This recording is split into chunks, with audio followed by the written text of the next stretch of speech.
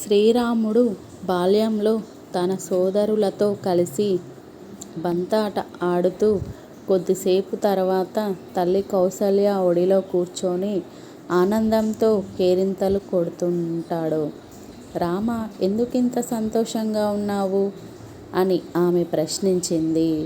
ఈరోజు బంతాటలో తమ్ముడు భరతుడు గెలిచాడమ్మా, అందుకే ఇంత ఆనందము అని బదులిస్తాడు. ఇంతలో భరతుడు ఏడుస్తూ అక్కడికి వస్తాడు.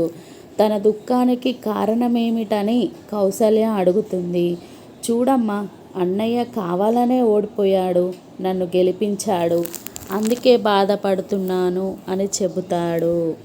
అన్నదమ్ముళ్ళు ఎలా ఉండాలో ఇంతకంటే గొప్ప ఉదాహరణ ఏమన్నా ఉంటుందా?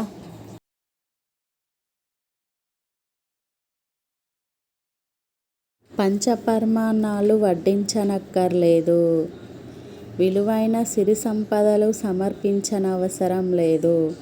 నిర్మలమైన భక్తితో అన్నీ నువ్వే, అంతా నువ్వే అనుకొని పత్రమో పుష్పమో ఉదకమో సమర్పించి నమ్మకంతో ప్రార్థిస్తే చాలు. పరమాత్మ పరవశంతో కట్టుబడిపోతాడు భక్తునికి.